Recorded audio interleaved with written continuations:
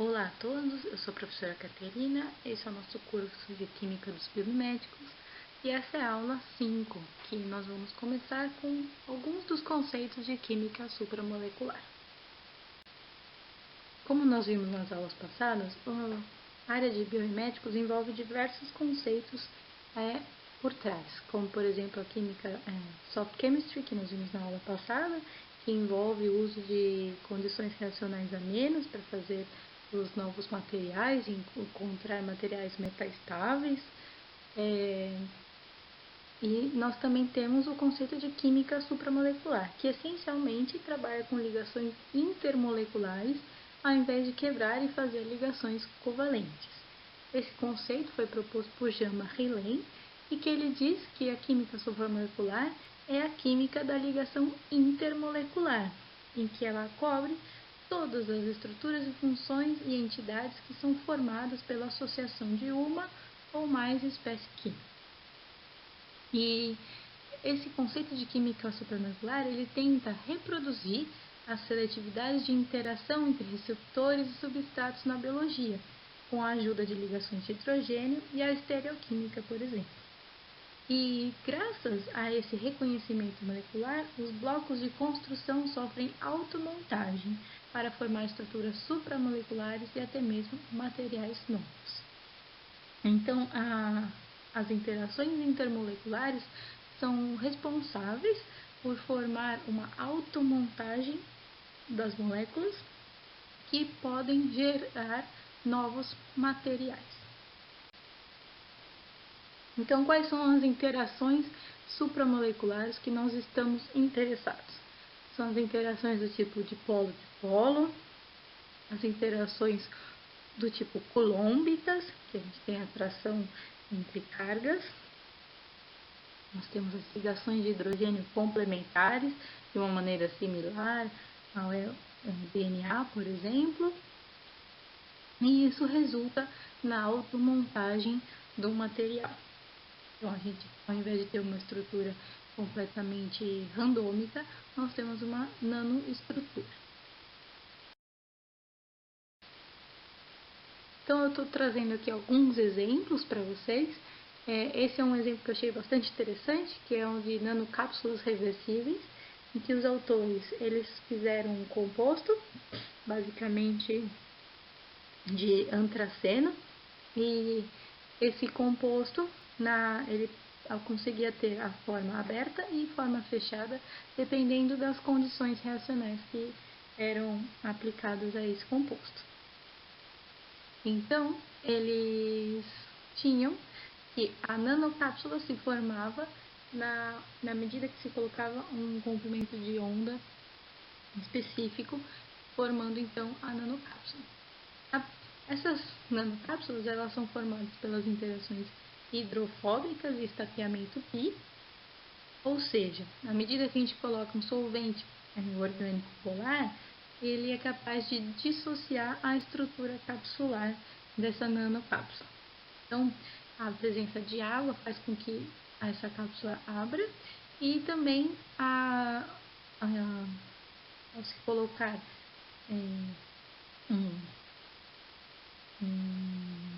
um outro comprimento de onda, também há a quebra dessa nanocápsula. Então, esses pesquisadores eles fizeram alguns experimentos. Então, fizeram experimentos com o VEVIS, em que a nanocápsula apresentava o seu espectro eletrônico com bandas devidas ao antraceno, ao redor de 350 e 400 nanômetros. E quando eles colocavam essas nanocápsulas na presença de água e luz UV, no comprimento de onda de 380 nanômetros, após 5 minutos o espectro eletrônico era completamente diferente, como nós podemos observar na figura A. Na figura B, eles fizeram uma normalização do espectro eletrônico, em que 1 seria a nanocápsula 100% formada e 0 a nanocápsula não há nanocápsula formada. Então, nós temos no primeiro ponto, que seria antes do ciclo, o primeiro ciclo, eles queriam ver se essa reação era reversível, né? Então, eles colocaram a nanocápsula e atribuíram o valor de 1. Colocaram água em luz UV, 280 nm, 5 minutos, e mediram o espectro e viram que não tinha mais nanocápsula. Então, eles irradiaram em 287 nanômetros por 5 minutos e observaram a formação da nanocápsula novamente. Eles atribuíram um rendimento de 77% dessa formação da nanocápsula e eles conseguiram fazer diversos ciclos de irradiação a 380 e a 287. Então, eles formavam e dissolviam as nanocápsulas reversivelmente, como vocês podem ver na figura B. Esse processo de formação das nanocápsulas também ocorria com aquecimento. Então, após a irradiação em 287 nanômetros, eles faziam um aquecimento a 160 graus Celsius em micro-ondas por 30 minutos e observavam também a formação da nanocápsula novamente. E isso dava um rendimento de 100% na formação. Então, na figura B, a gente pode observar que há uma reversibilidade de 100% de fazer a nanocápsula e dissolver a nanocápsula.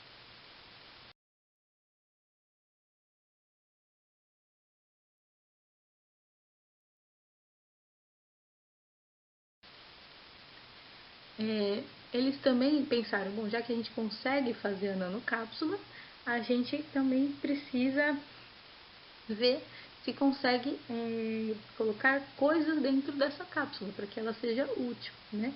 Então, eles investigaram a encapsulação do vermelho do Nilo e observaram a completa remoção do corante da solução através do uso da nanocápsula. Fizeram uma estrutura computacional de como seria essa encapsulação através de estaqueamento pi, principalmente. Também fizeram com fitaloceanina de cobre e também observaram a completa remoção da fitaloceanina de cobre da solução. Fizeram também com fulereno e novamente observaram a remoção no fulereno da solução. E também fizeram com cumarina. Da cumarina, eles fizeram um teste de quenching de fluorescência. Então, eles encapsularam a cumarina e foram verificar se a cumarina encapsulada tinha ainda a mesma fluorescência de antes, né? E eles observaram que não tinha a fluorescência quando está em solução. Então, eles pensaram que isso serviria como, por exemplo, como um interruptor molecular em que você consegue verificar se você tem algum pacote que não pode entrar em contato com luz UV. Então, você pode fazer um sensor em que você verifica se o seu material entrou em contato com a luz UV através da fluorescência.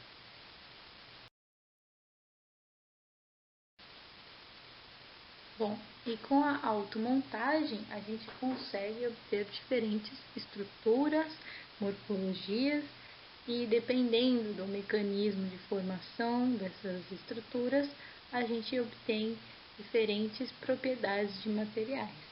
Então, a gente pode ter um mesmo building block formando diferentes estruturas, como por exemplo aqui porque nós temos lamelas, tubos, esferas, a partir de uma mesma molécula inicial. Então, se a gente deixar essa molécula equilibrar por tempo suficiente durante a automontagem, essencialmente nós esperaríamos ter uma única estrutura formada. Isso seria principalmente devido ao processo de maturação de Ostwald. O processo de maturação de Ostwald, também chamado de coalescimento de Ostwald, em que nós temos a dissolução de pequenas cristais, por exemplo, que não têm a estrutura final de um composto que ficou em equilíbrio. Como assim? Esse é um fenômeno que é observado em soluções líquidas ou sólidas e ele descreve a mudança de uma estrutura que não é homogênea ao longo do tempo para chegar na maior homogeneicidade ao final de um tempo X. Então, por exemplo, coloquei aqui, a gente tem um cluster de paládio junto com, com sementes cúbicas de paládio e os dois vão formando um cristal maior que é octaédrico de paládio. Então, a maturação de osmo vai transformando esses cristais octaédricos pequenos em um cristal homogêneo maior, por exemplo. Então, a automontagem ela está relacionada bastante com essa situação de equilíbrio, que nós temos os building blocks que fazem a automontagem, eles passam por uma barreira energética e chegam numa estrutura principal que está em equilíbrio. Mas nós podemos também fazer um trapeamento cinético dessas estruturas, como, por exemplo, nós vemos como ocorre em soft chemistry. Então, existe uma estrutura que é ainda mais termodinamicamente estável, mas devido a uma elevada barreira energética, há um trapeamento cinético e aquela estrutura ela é trapeada e fica ali estável. Mas nós sabemos que a vida e as estruturas que a compreendem são termodinamicamente instáveis e elas podem não existir em equilíbrio. Então, além desse trapeamento em estado metaestável, nós também podemos ter um sistema dissipativo, que nós temos os precursores, que têm a menor energia de todo o sistema, e através de um input de energia nós podemos formar os building blocks. Então a gente tem os precursores, a gente dá um input de energia e formamos os building blocks, que têm a maior energia de todo o sistema. Então esses building blocks eles fazem a automontagem para gerar um sistema com uma energia um pouco menor e esse sistema automontado ele sofre a dissipação de energia para formar os precursores novamente. Então, nós precisamos estar constantemente dando energia para que esse sistema automontado exista. E vocês podem pensar que isso é um pouco maluco para a gente ficar fazendo toda hora. Mas isso é o que ocorre dentro do nosso corpo. Nosso corpo, por exemplo, em todos os sistemas vivos, existe uma entrada de energia constante para que alguma coisa continue funcionando. Então, a ideia dos biomiméticos também tem que levar em consideração esse tipo de sistema. Agora eu vou mostrar para vocês como que isso pode acontecer.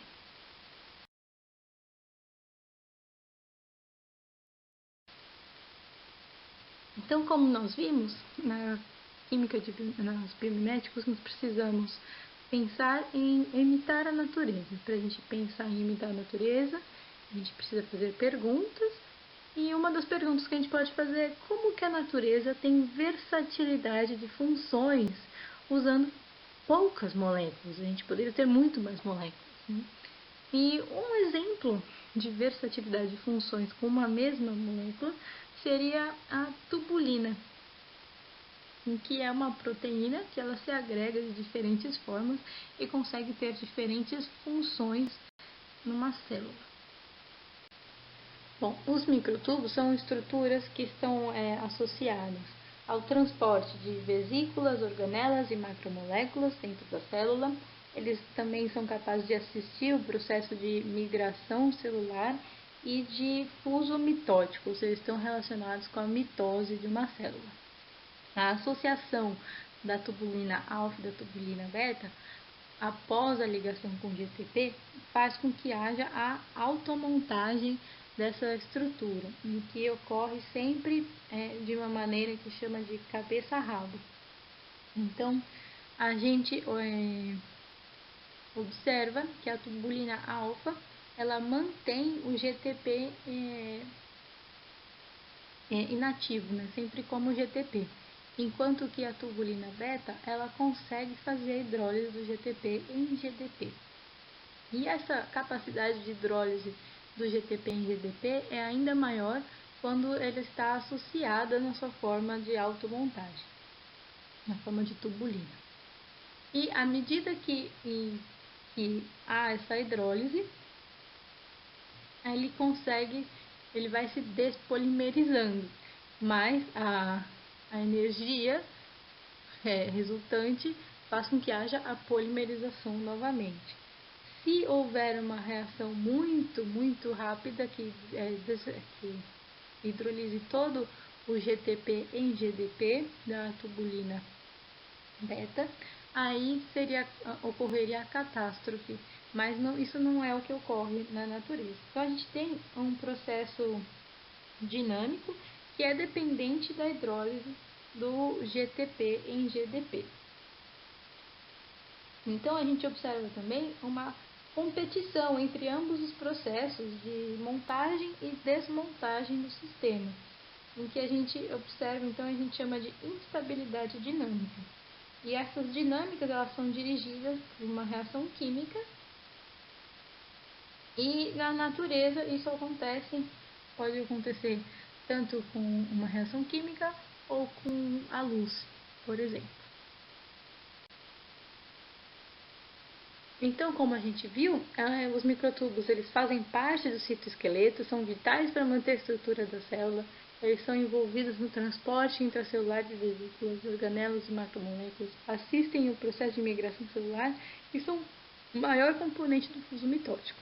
Então, a existência desse material dinâmico faz com que ele tenha que se remodelar de acordo com as necessidades da célula.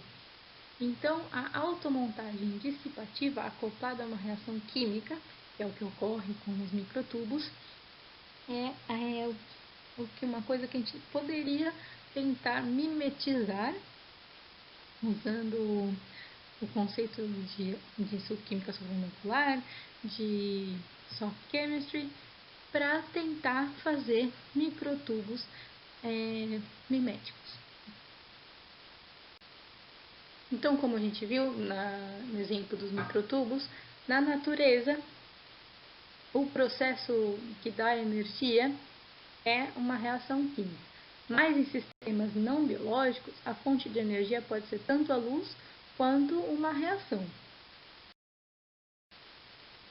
Então, no processo biomimético de automontagem dissipativa, a gente tem dois tipos de combustível, como por exemplo uma reação ou a luz. E eles vão ter as suas vantagens e as desvantagens associadas. Né?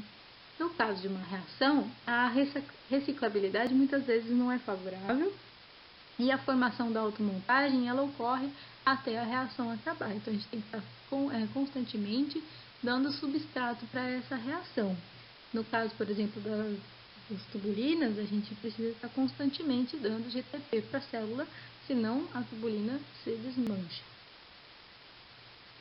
E a reação que dá energia para que essa automontagem ocorra e a reação de dissipação do composto automontado, elas devem ser capazes de ocorrer no mesmo ambiente. Né? E a reação de ativação e desativação, elas não devem reagir entre si, senão vão formar subprodutos e atrapalhar a automontagem.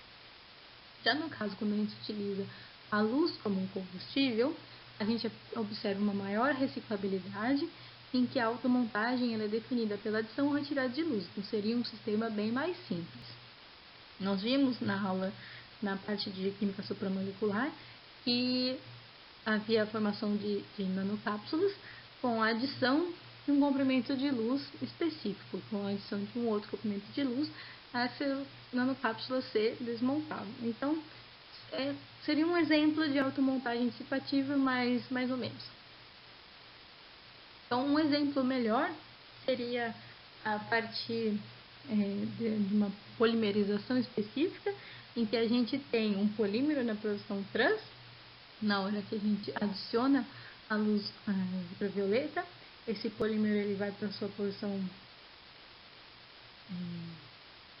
cis, e ele então consegue, quando está nessa conformação, ele consegue formar agregados do tipo canudo, e então a gente consegue, a partir de calor, esses agregados eles se dissipam novamente para o precursor. Então, indo mais a fundo nesse conceito de biomimetização de tubulina, eu trouxe aqui um exemplo em que os pesquisadores utilizaram uma reação como combustível da automontagem dissipativa. O precursor que eles utilizaram era um tiol, que com uma reação do tipo acilação, eles formavam um building block, e esse building block era capaz então de fazer a automontagem de poros em uma membrana. Esses building blocks eles podiam ser desativados através da desacilação desse tiol. Bom, os autores eles disseram que os princípios de criar poros que abranjam toda uma membrana, que sejam hidrofílicos, são bem conhecidos. Mas eles disseram também que há poucos relatos de estruturas inativas que podem ser relacionados a compostos de elevada atividade, ou seja, fazer essa automontagem dissipativa. E o exemplo que eu estou mostrando para vocês, ele envolve esses oligoésteres, em que o composto 1 ele é altamente ativo em experimentos com vesículas e em grampeamento de vontade, enquanto o composto 2 ele não possui nenhuma atividade em experimentos de grampeamento de vontade e é 20 vezes menos ativo que o composto 1 em experimentos com vesículas. Então, eles fizeram uma acilação que gera um building block capaz de formar poros em um polímero. E a reação de desativação é da hidrólise de tioéster do building block, gerando um composto cíclico. Nesse trabalho, eles inicialmente sintetizaram diversos compostos e avaliaram a reação de acilação dos precursores, encontrando os dois precursores ideais, que são esse 1 e 2. E com isso eles conseguiram transformar o composto 2 no 1, então eles tinham um composto que era altamente inativo, num composto altamente ativo.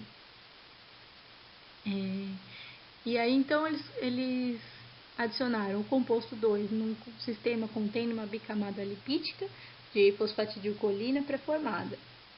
E aí eles fizeram então testes de voltagens referente ao tempo e observaram que há elevados potenciais ao longo do período e o decaimento da condutância. E antes de 60 minutos eles evidenciaram que a concentração do building block diminuiu. E isso indicaria então que o sistema deles estaria ocorrendo da maneira como esperado. Então, bom, para a gente entender esse experimento, a gente vai observar principalmente o gráfico C, que é o gráfico de condutância com relação ao tempo. Então, eles observaram que até 60 minutos eles ainda tinham um pouco de condutância, indicando que eles ainda tinham os building blocks ali funcionando na bicamada lipídica. Então, eles esperaram esse tempo de 1 hora, e quando essa condutância chegou a 0, isso indicou que já não havia mais building blocks, que eles já tinham se dissipado, e então que eles poderiam adicionar o tioéster para que a reação acontecesse. Então, aí na setinha verde, ela indica o início da reação. Então, a gente observa que após 10 minutos começa a ocorrer atividade. Então, a gente observa então que a adição do tioéster regenera os building blocks, formando então os poros que permitem que a corrente passe entre a camada externa e a interna de uma camada lipídica. Outro exemplo que eu estou trazendo para vocês, ele foi feito através de um método indireto, em que havia a existência desses peptídeos, e esses peptídeos eles podem se automontar na presença de ácido. Então, utilizando a sacarose, que é fermentada, essa fermentação gera CO2, o CO2 na presença de água gera ácido carbônico, que favorece então a automontagem desse sistema. O processo de dissipação energética seria a remoção do CO2 do sistema, já que ele é gasoso e ele vai sendo eliminado. Então, com isso, observaram que eles tinham um sistema que era completamente randômico e com a adição de sacarose, eles conseguiam fazer um hidrogel. E então eles conseguiam fazer um sistema de automontagem dissipativa.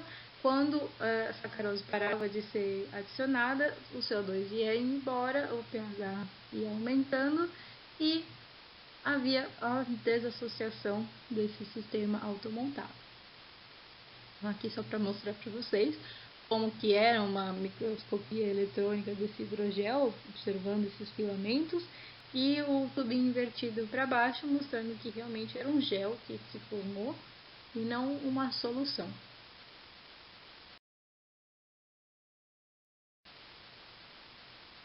Esses processos de automontagem dissipativa mimética, eles também mostram a adaptabilidade do sistema. Então, aqui nós temos um sistema em que a luz foi utilizada como combustível. Então, na presença de luz UV, havia a formação de um anel, e esse sistema com anel, então, conseguia fazer uma automontagem. À medida que se colocava luz visível, esse sistema voltava a ser o precursor. Então, aqui nós temos na figura C a figura montada com a luz UV, e à medida que a luz visível vai aparecendo, essa estrutura vai se dissolvendo. Bom, então, para concluir, o que a gente viu nessa aula foi que a química supramolecular ela usa de interações intermoleculares, que são as responsáveis pelos efeitos de automontagem de um sistema. Essa automontagem ela pode ocorrer tanto em equilíbrio, que forma uma única espécie à medida que a gente deixa com o tempo. A gente pode também trapear cineticamente o sistema metaestável, ou a gente pode fazer uma automontagem dissipativa. E todas essas automontagens são capazes de gerar nanoestruturas, dispositivos moleculares e sistemas com uma grande versatilidade. Então, a gente pode usar os conceitos de soft chemistry, de nanotecnologia e de química supramolecular para fazer os nossos biomiméticos. Então, na próxima aula, a gente vai ver os sistemas utilizando madrepérola como inspiração. Até mais!